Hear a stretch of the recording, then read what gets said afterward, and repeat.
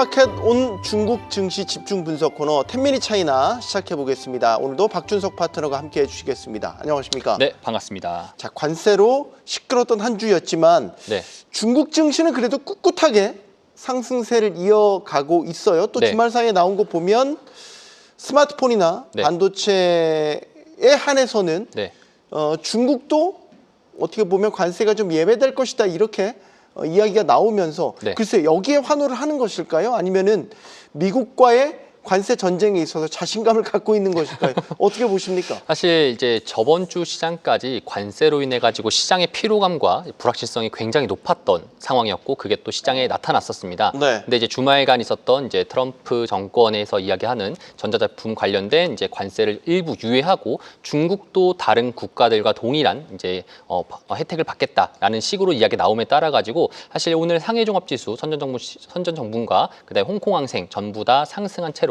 이제 마감을 했습니다.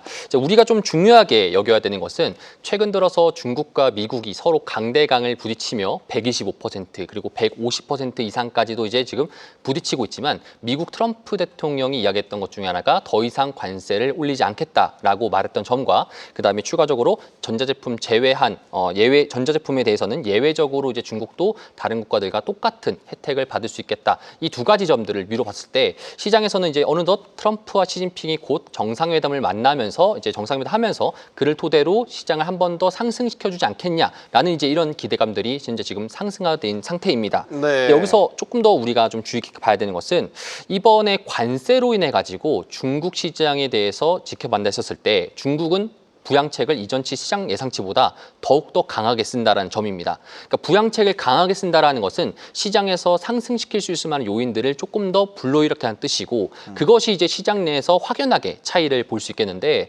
지금 올해 들어가지고 홍콩 지수와 나스닥 지수를 한 번 더 분석을 해보게 된다라면은 올해 들어가지고 홍콩 지수는 이제 상승한 채로 이제 12.57% 정도 현재 지금 상승하고 있고요. 나스닥 지수는 올해 들어가지고 13% 정도 마이너스인 상태입니다. 관세 여파로 인해서 같이 빠졌었지만 회복하는 측면에서는 지금 항생과 나스닥 둘 다 반등하고 있지만 항생 지수가 조금 더 반등 속도가 빠르다라고 우리가 해석할 수 있겠는데요. 이러한 점들이 이전에 있었던 25년도 1분기 시장과 똑같은 흐름세로 지금 현재 이어지고 있다라는 점들을 토대로 봤을 때는 미국 시장보다 사실 중국 시장이 조금 더 관심을 가지고 있는 것을 좀 보면 좋을 것 같다. 이렇게 좀 정리하도록 하겠습니다. 네. 회복 탄력성에 있어서 중국 증시가 전반적인 미국 증시보다 훨씬 더 탄력적으로 지금 네. 오르고 있다라는 분석을 해 주셨습니다.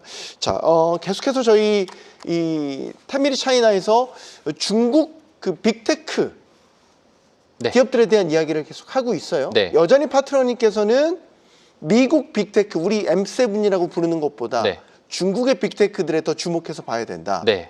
그런 얘기를 계속 해주고 계시단 말이에요. 맞습니다. 오늘 또 그 얘기를 하실 거죠. 네. 왜 자꾸 그 얘기를 하시는 겁니까? 사실 23년도와 4년도 때는 여지없이 미국의 빅테크 기업들이 좋다라고 이제 우리는 인식할 수 있는데 25년도는 좀 다르다라고 좀 말씀을 드릴 수 있겠습니다. 네. 사실 이제 1분기만 실적을 보더라도 1분기 시장 같은 경우에는 이제 확연하게 미국에 비해서 중국의 성과들이 좋았다라고 볼 수 있겠는데 크게는 두 가지라고 볼 수 있겠습니다.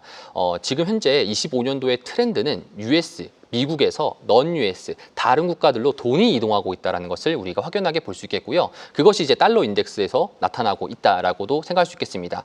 우리가 먼저 좀 확인해야 될 것은 각각의 비교들을 조금 더 체크해 보면 좋을 것 같은데 네, 한번 볼까요? 샤오미와 애플을 먼저 한번 비교하는 차트를 제가 좀 네. 가져왔습니다. 동일하게 샤오미와 애플 같은 경우에는 샤오미가 현재 지금 31.18% 정도 올해 들어서 상승하고 있고요. 애플은 마이너스 20% 정도 현재 지금 되고 있습니다. 다음으로도 알리바바와 아마존 같은 경우에도 역시나 아마존이 33% 정도 상승한 채로 있고요. 아마존은 15% 정도 마이너스인 채로 있습니다. 텐센트와 메타 역시 마찬가지입니다. 제가 이렇게 말씀드리고 싶은 부분은 결국 중국의 빅테크와 미국의 빅테크 이 두 가지를 구분한다 했었을 때 중국의 빅테크가 올해 들어서 수익률이 조금 더 좋다라는 것을 의미하게 되는 거고 그 수익률 좋은 것과 비슷하게 흐름을 지켜보게 된다라면은 미국의 달러가 약해지고 미국의 국채 금리가 상승하게 되고 주가지수가 하락하는 이러한 점들이 미국에서부터 있었던 자금들이 이제 다른 국가로 빠지고 있는 실정인데 그 빠지고 있는 점 중에서 중국의 빅테크로 조금 더 쏠림 현상이 이어지고 있다. 이런 것들을 우리 투자자분들이 조금 더 기억하시면 좋을 것 같습니다. 네. 특히나 한 가지만 예. 조금 더 말씀드리겠다라면은 이제 기업의 실적 시즌이 이제 곧 있으면 다가오게 됩니다. 이제 관세 이슈가 끝나게 되면은 다시 또 실적 시즌이 다가오게 될 텐데 실적에 대해서 미국과 중국 이 두 가지 빅테크 기업들 중에서 미국의 기업들은 저번 실적을 확인했던 것과 같이 이번에 실적에 대한 자신감이 별로 없는 상태입니다. 하지만 중국에 대한 빅테크 기업들은 이번에 실적에 대한 굉장한 자신감이 보여진 상태인 거고요. 이 실적이 여파가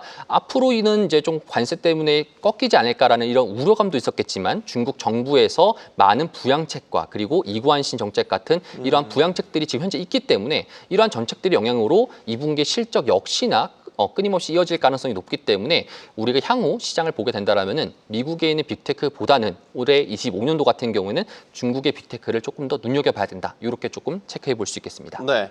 우리가 또 중국 경제를 이야기하는 데 있어서 수출 실적을 많이 이야기를 하죠. 세계 공장이라고 닉네임이 붙은 곳이 바로 중국 아니겠습니까? 네.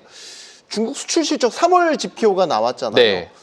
시장 컨센서스보다 훨씬 더 웃도는 상승률을 나타냈더라고요. 네. 어떻게 봐야 되겠습니까? 사실 일부 일각에서는 사재기 때문이다. 관세로 인한 사재기 때문에 단기적인 실적이 올라갔다. 시장의 컨센서스는 4.3%였는데 실제로 시장에서는 오늘 봤을 때는 12.4%로 정말 3배 가까운 실적을 냈습니다. 조금 너무 과열되게 이렇게 나왔다는 거는 말씀하신 대로 뭔가 다른 이유가 여기 숨어 있는 거 아닙니까? 그렇죠. 일각에서는 제가 말씀드렸듯 사재기 때문이라고 말씀할 수 있겠지만 조금 더 디테일하게 한 번 더 볼 필요가 있겠습니다. 네. 그 보기 위해서는 무역 수지를 조금 더 체크해 볼 좋을 것 같은데 이번에 해관 총서에서 발표한 자료에 의하면은 170개국 이상의 170개국 이상의 국가로부터 수출이 일부 다 늘어났고 특히나 1대1로 국가들과의 2.2%의 상승, 그다음에 아세안과의 교역이 7.1% 증가함에 따라 가지고 중국의 무역 수지가 가파르게 상승을 하는 모습을 우리가 체크해 볼 수 있겠습니다. 지금 현재 중국의 무역 수지가 100빌리언 달러 이상 1,000억 원 달러 정도로 현재 지금 평균적인 흐름을 3개월 연속도로 지금 나타내고 있는데 시장 예측치보다 지금 높은 상황이에요. 이것은 단순하게 관세로 인해서 일부 사재기로 인해서 단기적인 폭발세다. 그거가 보기에는 어렵고 전체적인 글로벌 증시들이 다 같이 중국에 대한 이제 파트너십과 협의해가지고 수출이 늘어나고 있는 추세다라고 우리가 이해하시면 좋을 것 같습니다. 그렇게 된다면은 중국 내에 있는 빅테크 기업들, 수출 위주의 하고 있는 기업들에 대한 성과들도 추후 시장에 반영이 되기 마련이라고 볼 수 있겠는데요. 그렇게 된다라는 것은 시장에서 우리가 기업을 투자할 때 실적이 좋아지는 그리고 그 국가가 성장이 좋아지는 국가로부터 우리가 보통 투자하는 것이 저는 맞다라고 판단이 되어집니다. 그래서 단순하게 국가만 두고 봤었을 때는 미국과 중국 뭐가 좋아 싫어 이런 식으로 판단하는 것보다는 앞으로 좋아질 기업들에 대해서 우리가 투자를 하는 것이 좋게 된다라고 하게 된다라면은 지금은 미국보다 조금 더 중국을 포커싱을 해야지 되지 않을까라는 생각을 하게 됩니다. 지금 저 얘기는 예를 들어 1대1로라든지 네. 아세안 지역의 수출이 크게 늘었다라고 네. 하는 거는 미국이 지금 중국을 향해서 때리고 있는 관세와는 상관없이 네. 수출이 늘어날 수 있는 지역들이라는 거네요. 맞습니다. 오히려 미국이 중국과 수출 경쟁과 그다음에 이제 관세로 인해서 글로벌리하게 지금 현재 적용하고 있기 때문에 다른 국가들은 이제 미국보다는 중국을 조금 더 파트너십을 맺으면서 수출하려는 의도들이 보이고 있다라고 조금 더 해석하시면 조금 더 합리적일 것 같습니다. 오히려 그럼 지금의 미국의 관세 공격이 타 지역으로의 수출이 늘어날 수 있는 일종의 매개 모멘텀이 될 수도 있겠다. 그렇습니다. 그래서 오히려 미국의 관세 조치는 중국을 타격하려고 관세를 조치하는 것인데 오히려 중국을 도와주고 있다는 말이 바로 이 부분에서 나타날 수 있다라고 볼 수 있겠습니다. 마지막으로 질문을 드리고 싶은 건 사실 이제 최근 나온 뉴스를 하나 전해드리면은 네. 중국이 강력한 무기로 갖고 있는 히토류에 네. 대한 네.